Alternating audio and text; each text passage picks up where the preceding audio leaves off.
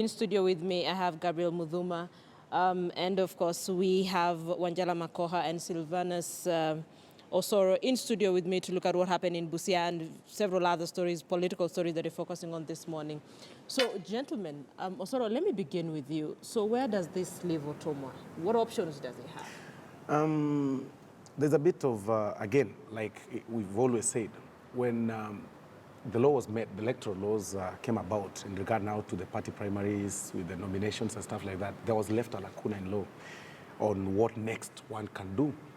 And as things stand, like for instance, for one to stand as an independent candidate, you ought to submit the requirements 3 months before elections, and that is May 8th. Nominations have been done before the May 8th. If Otoma happens to meet or resigns from ODM party immediately, then happens to meet the requirements of one, getting the support from the whole county, and I think it's 10,000 signatures from the county, then he can submit the same to the IEBC and vie as an independent candidate. And we were speaking, with my colleagues before he came on air, and he can now start pulling the ethnic card probably to marshal support. No, you can't go the ethnic way, can you? No, actually that is how we vote. In Kisi, we might not only be voting in ethnic, through the ethnic inclination, but we vote in clans, clanism. Where do you come from? Kitutu Chache, South Mukrango, those kind of things. That's how we vote. So he can vie as an independent candidate and still win. And I'm sure Otoma is the next governor for Busia County. Yes. Yes, he definitely has options of going at it as an independent candidate. But looking at his history, you remember there's a time he had decamped from ODM for a while. That was a very short stint. So I see that card being played against him, where he will be branded as one of those pharaohs who, when the kitchen gets hot, he opts to jump out. But then also, in terms of also building political party democracy in this country, I believe he should try to fight within. The only problem, he only has about 1 week. But one then imagines that the political party has mechanisms that can deal with the disputes of this nature. Of course, also there is the option of going to the courts to see whether this matter can be arbitrated upon. But like my colleague has said, the only problem we do have is he has a window between now and the 8th of May. So that leaves him with very few chances in terms of resolving this. I think the independent is the route. And unfortunately, like my colleague has indicated, then he has to counterbalance the influence of the party leader of ODM in that region, even as he makes this move. So you'll see situations where now you have seen parties that say we are not in Jubilee, but we support President Uhuru Kenyatta. I think now we're going to see also some scenarios where independent candidates who are saying, I am independent, I'm not in any party, but I pledge my loyalty to this presidential candidate. Mudhuma. Yeah, I think that's where he's. I think that's where he'll be aiming next. 60-something thousand votes in the primaries. I think it's a good indicator because those people are not just going to lie low and just roll over and play dead. I think what is going to happen, they're going to push him to go independent. As is happening, you saw what people are saying. We won't accept or to agree with these results, and they are going to push him to that direction. And if he's supported by the past. He's supported by the historic precedents. You saw the issue, same thing that happened in Kajiado Central, where Elijah thought that he was the rightful candidate but was rigged out, went to ODM, and by the way, he pulled a surprise to everyone. He won the seat on an ODM. So really, he may also surprise many people. I mean, so many people are geared to see this is our man, and this has been taken away from him. Okay, listen, now that you're talking about ODM, quickly, your thoughts, 30 seconds. Elizabeth Ongoro, what happened? I think that is a travesty to justice. From where I am, I think Elizabeth Ongoro, this is the second time it's happening to her. You remember in 2013, same issue came about and she was asked to step down. Even though she went to become a nominated senator, I think this is the time now she charges. Okay. And she actually builds her cause. It is very wrong what they did to her, and I would encourage her. She's going to ANC, do it. Wait, Wanjala. My views are a bit... 30 seconds, yes. One is the discipline method. I have no problem with the 1 million fine. The interesting one is where you are told to vie elsewhere. I think ODM as a party is overacting themselves because I think in the future they will be able to, post a candidate to vie in Turkana. Osoro. No, mine is clear. ODM does not respect women and youth. They hate women and they hate youth. They want all men around them. For those of you who have no idea what's been happening with Elizabeth Ongoro, we'll be telling you that in a bit. But for now, let's cross over to ANC headquarters. We understand our supporters are there. Let's take a live feed from there and see what's happening.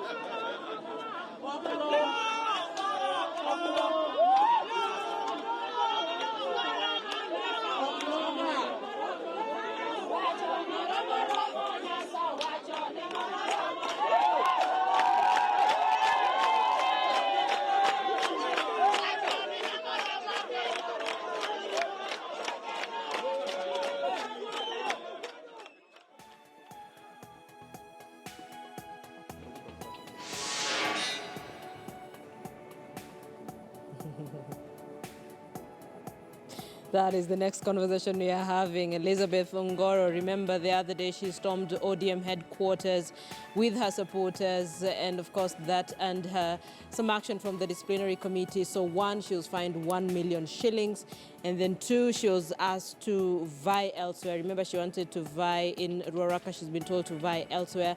So the pictures you've been seeing on your screen right now from ANC headquarters, her supporters are there. We expect her to arrive there any moment from now.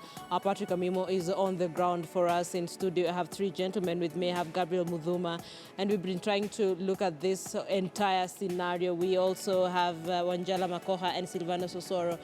Gentlemen, we're not supposed to take sides in these things, but there are those who say this is totally unfair. How do you ask Elizabeth Ongoro to go and vie elsewhere? And yesterday, listening to that decision, the members of the disciplinary committee were saying, Kajwang is the incumbent. We can't ask him to go and vie elsewhere, so we can ask Ongoro to go and vie elsewhere. What are your thoughts? To me, that's nonsense. Number one, why are we forgetting that Elizabeth Ongoro was the MP for Kasarani? Why do we always, and this is something that ODM and to an extension the parties within, this is something they've downplayed about Ongoro. Now, I ask, number one, why was she, and I hope she hasn't paid that 1 million shillings. And if she has, she needs to go and collect it. You know why I'm saying this? It is almost a replica of what she was asked to do almost 2-3 weeks ago. And now you tell me, Linda, where would she have taken her grievances? Which forum does the party have where her grievances would be had, apart from the office headquarters? Are you telling me you're finding her because she went to she went to ODM offices? Are you forgetting that you have 2 people reported dead in Ruaraka? Same thing happened in Migori. Are we forgetting the travesty? Are we forgetting the violence that was meted out in Madara North? Why are we so quick to judge that the fact that she went to ODM offices with her supporters, she didn't break anything, so to speak, and she's fined 1 million shillings. I think that goes against the grain of what we are talking about, which is free and fair. We are not even giving her a forum for her to air her grievances. And then we are telling her, pay this money as fine and go look for another party. I think it's a high time they've sent her to ANC. No, and, they didn't say another party. They said, look, she can vie elsewhere. Where? Come on. Seriously? You see, by the way, that's an insult. That's an insult. What time does she have? What time does she have? But then a lot of people are very pissed off with this Of thing, course, I am as well. What time, if we are talking about 6 months or a year, I mean, she can look around and find, where a place where she can go. But you're talking about several days. For her to make up her mind. I don't think it's fair. We'll try and pick her mind when she gets there, and I know she's making her way to ANC headquarters. Our Patrick Amimo is on the ground there for us. Patrick, good morning. We expect Elizabeth Ongoro to get there any moment from now. What are you hearing from the ground? Thank you so much. And, joining us just right from Amani National Congress head office in Lavington, where nominated Senator Elizabeth Ongoro is expected to come in any moment now. What you have presently is just a team of her supporters who have trooped in maybe to show their support for this Senator Ongoro. Remember, yesterday we saw the ODM Disciplinary Committee say that slap a 1 billion fine on Senator Ongoro and say that she should not contest in Ruaraka constituency. But it appears that from the look of things, Senator Ongoro has decided to remain within the coalition and declare her support to ANC, which is part of the National Super Alliance. Senator Ongoro has been, when she appeared before the ODM Disciplinary Committee, did indicate that she had taken a lot of time to ensure that she mobilizes people to register as voters in Ruaraka constituency, a constituency that she intended to contest in during these coming polls slated for August. But now, with the ODM Disciplinary Committee deciding that she should not contest with TJ Kajwanga, they should not face off with the party nominations, I think that's why she's decided, other than paying the 1 million fine, she goes to at least a friendly party within the NASA and at least contest the Ruaraka parliamentary seat. Remember also from the committee findings, it was the feeling of the committee that at least it will be a bit of in that constituency they felt that it will not be good to pit Ongoro and TJ Kajwang maybe to contest in that constituency. That's why they decided that at least Ongoro looks for maybe a neighboring constituency to contest on, because it was a bit of they feel that controlling the supporters is a bit of a hectic time, and these two leaders have not been able to control the supporters. So we'll see maybe if she comes and gets the ANC party ticket, which might be the direct ticket for her in Ruaraka, then maybe it will be her and TJ Kajwang facing off in the August 8th polls. But just from the look of things, we are still waiting for Elizabeth Ongoro herself to come to this particular party. Remember, it's only, as I did indicate, it's for supporters who are here, and they look to be excited. And they are just waiting for Senator Ongoro. What we have is that the person who will be able to receive her here is the ANC Secretary General Geoffrey Osotsi. He is one of the top party officials who is here to receive Senator Ongoro. So just to indicate that as we wait for this idea, maybe just let me get one person. There's a lady here. There's a lady here who is joining me just to get the feeling of Ongoro supporters. Just tunieleze haswa nini kimekuleta hapa, dada, tueleze. Mimi nimekuja hapa juu tuko na mama fuli, hata kama ako kwa chama cha Amani, tuko na yeye fuli, hatutabanduka, hatutarudi nyuma. Tumeamua kuchagua mama juu tunataka maendeleo iendelee mbele, si mambo na party. Tunataka maendeleo in ground. Sababu kile tunaona jana ile kamati ya nidhamu ya ODM ilisema kuwa Elizabeth Ongoro asiwanie kiti Ruaraka, badala yake atafute sehemu nyingine, sababu labda kujaribu kudhibiti wafuasi wa ODM katika mtaa huo ama eneo bunge la Ruaraka. Sijui ninyi kama wafuasi wa viongozi hao mnaonaje mtendeshaje shughuli kuhakikisha kuwa kuna amani katika Ruaraka kabla na hata baada ya uchaguzi? hatutakuwa na amani mpaka inabidi asimame kwa ground yetu ndio tutakuwa na amani. Bila yeye hakuna amani, lazima asimame haraka. Bila hakuna amani. Joining me is another just getting sampling views from those Ongoro supporters, just to get to know how they're feeling on what they think about the event, the unfolding events in Ruaraka constituency. Just tell me what brings you here. Sisi kama wana Ruaraka tumeamua ni lazima tupeleke Madam Ongoro. Hatutakubali kutumika na watu wapati, kwa sababu mama alikuwa na supporters wake wa kutosha. Mama alikuwa ametengeneza ground, mama alikuwa amejipanga vilivyo, lakini imetokea dakika ya mwisho Bwana TJ Kajwang' anatokezea na pesa, anawacha watu wakiumia kule kwa mtaa. Ametengeneza wale magunzu wanakuja kuua watu kule, wakati Ongoro ametengeneza function yake.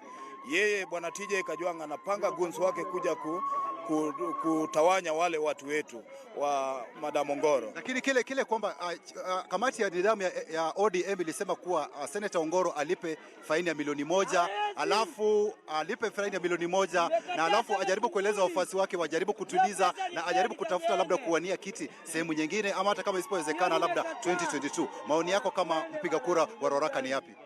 Sisi kama wana Ruaraka hatungeweza kukubali kwenda kuwania kiti sehemu nyingine, kwa sababu tayari muda umeisha, na isitoshe kama IEBC wangechukua nafasi ya kutuondoa na watuonyeshe mahali tutapeleka Ongoro na waweze kutubadilishia kura, wale supporters wa Ongoro wote watuondoe, tuende sote tubadilishe kura zetu mahali wanapeleka Ongoro, hapo tungekubali. Thank you so much. It appears now, Linda, from what you see, maybe anytime now we expect Senator Elizabeth Ongoro to check in, and probably we can just follow the events of what's happening here as we wait for the senator. Tafadhali kama mnaweza tupa nafasi tuone kule senator akikaribia. Sauti ya vijana. Sauti ya vijana ndio huyu bana. Anaitwa Seri.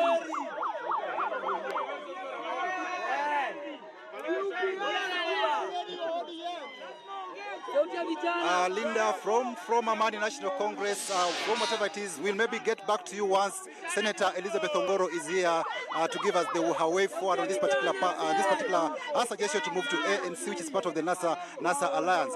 From Amani National Congress head office in Patrick Amimo, handing you back to Linda, studio. Amimo having a very difficult time doing that link, but I like the bite of one person. One person said, muambie IBC watubadilishie kura, tuende mahali munasema Elizabeth Ongoro aende.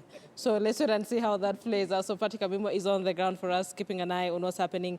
Mudhuma, what's happening to Ongoro? What are your thoughts? I was finishing, the thought I was finishing is, you can't take away from Elizabeth the fact that she has been an MP for Kasarani, and so Ruaraka being an environ, you can't say she does not have the support required, and you cannot really use that as the only plug to say that, you know, we are afraid of losing the area, you know, TJ is an incumbent. You cannot use those lines.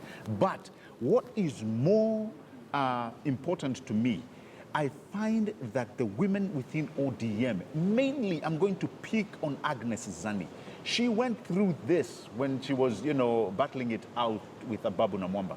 I've been wishing that she would be the one coming in front of cameras and explaining this, because she knows it's actually what you would call a defined injustice to the women in ODM.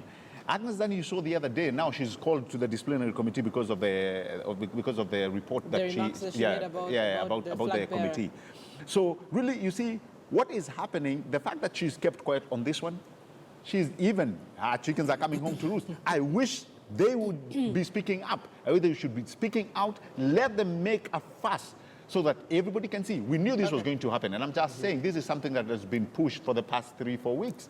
So really, when you look at it, I think it's so unfair to Elizabeth, and I can tell you, if she whips the people's emotions within that region, she is winning this thing 6 a.m. So the disciplinary committee says you can't pit TJ Kajwang' and Ongoro. Both of them are from ODM, so you go look for somewhere else to vie. What are your thoughts? And the fact that she's now at ANC headquarters. I think this political party called ODM has overrated itself. One, I celebrate the fact that we are now beginning to develop some mechanisms within political parties to try and resolve disputes. Because you would remember that previously you get locked out and that is it. So there is some measure of progress, but you cannot rule out the fact that this is working punitively, especially towards the women. And then two, looking at the judgment that they made, and we must perhaps forgive them, because perhaps the disciplinary committee is also learning, is having its foothold. Because I think they went to the future. They were supposed to punish if there was something wrong, then they were to limit themselves to punishing what has already happened. In terms of perhaps, as a person, I would have no problem with a fine of 1 million. I don't know the basis, but perhaps the party structures may have some instruments that allow them to do that. But I see a situation where the disciplinary committee then went into the future. They gave themselves the power to determine how would the nominations be in that constituency. Right. And in this case, they are locking out one person. The assumption they are saying is that since TJ is an incumbent, they wouldn't want to lose the seat. So they have also assumed that the voters in that region would jump up if ODM says they should jump up. So I think the party, in my view, played God, and no one should be given such authority. What I still am coming to terms with, when they tell you to go and buy elsewhere, looks like, again, it's the same overrating. They can transfer you and tell you you are no longer buying in Nairobi, you can now go and buy in Bondo. The same notion of taking voters again for granted. Also, there are those who say, I mean, Okoth Obando was also fined 2 million shillings, Elizabeth Ongoro was fined 1 million, but then for Okoth Obando it was just the fine. And then Elizabeth Ongoro is now being told you can't buy in Ruaraka. What are your thoughts? Exactly. I mean, I think ODM needs to change now its name. I mean, that it's not Orange Democratic Movement anymore. It should be Orange Hand-Picking Movement. Because I have actually worked with both the two people. I've worked with Ongoro in ODM when I was vying as a national youth leader of ODM. I've worked with TJ in the legal profession, and we have both, actually, they are all my friends. And when I'm saying this, I'll be speaking outright fairness between the two people. Ongoro never deserved that punitive measure to start with. That you're fining somebody 1 million for storming in a party, something that has actually been happening all through. Correct. It is not in the party constitution. I mean, the disciplinary committee is really overstepping its mandate. It's about warning, and there are steps, because there are steps of getting somebody to be fined and stuff like that. Now, to the extent of being told now fight in another constituency, that in itself shows that ODM is playing the game of handpicking an aspirant from this region on this area. And for me, it's a punishment on women. And women should come out and say, this is wrong. This is about looking at underrating a woman who is very strong in the first place. But now my challenge now comes into the next step that she wants to take. She wants to go to ANC. Again, the laws that were passed unanimously in Parliament last year in regard to the electoral movement, like this is what you're supposed to do when party hopping is not there and stuff like that, are going now to affect every member of Parliament. Okay. Holding back to see how she joins ANC, when we already know that one needs to be a party member by 8th of April. Okay, listen, that's a good place to end it. Sylvanus Osoro, Wanjala Makoha, and Gabriel Muthuma. Gentlemen, thank you so much for joining us this morning. Is it still morning? Yeah, on News Center, and of course, sharing your opinion on the different political happenings in the country. Thank you so much for your time.